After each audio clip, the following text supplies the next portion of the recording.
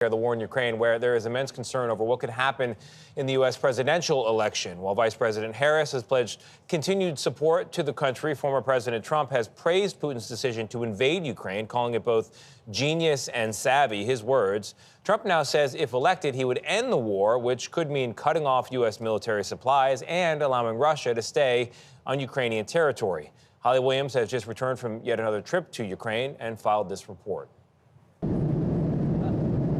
From F-16s to Patriot missiles and artillery systems, the U.S. has supplied Ukraine with over $60 billion in military assistance since Russia invaded in 2022. We met up with Ukraine's 80th Air Assault Brigade using birch forest for cover close to the Russian border. It's a heavy machine gun from United States. Is it a Browning? Yeah, it's right? Browning M2 50 cal. Okay. These are American-supplied Stryker fighting vehicles, 18 tons of armor-plated steel. The Ukrainians used them to launch an incursion into Russia in August, aimed at weakening Moscow's attacks in Ukraine. By some estimates, Russia's gaining ground faster now than at any point since the early months of the war, and now controls around 20% of Ukraine. Я був водієм вантажівки, трак-драйвер. Viktor Zakharov is a truck driver turned Stryker driver who told us he's deeply grateful to Americans for the Strykers and other aid. Have you seen them save Ukrainian lives? Бачив. Seen it, heard it, and felt it, he told us. American weapons have helped hold the Russians back. But the US was supporting Ukraine long before this war. In 2014, when Ukrainians led a revolution against their pro-Russian government, Senator John McCain was in Kyiv. People of Ukraine, this is your moment.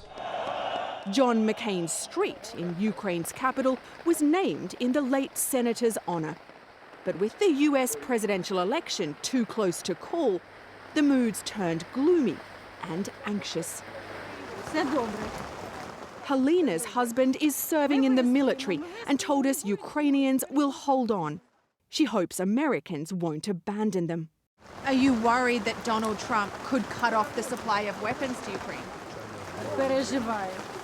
Yes, she told us. For us, it's a matter of survival. And Holly Williams joins us now at the table. Holly, it's so great to have you here in studio. Thank you for having me. Out of the weather and the war zone. So if Donald Trump wins, the concern is that he will let Russia keep the territory it's gaining, and it's gaining a lot. Why? Why is it gaining right now? Yeah, really interesting question. So if you remember at the start of the invasion, the Ukrainians kind of pulled off the extraordinary. You know, they pushed the Russians back from around Kyiv, and the Russians suffered this string of embarrassing failures. But what we're hearing now from the Ukrainians is that the Russians are learning. So one example of that is glide bombs. These are old Soviet-era munitions. They're retrofitted with wings and GPS, and the Russians are using them to terrorize Ukrainians.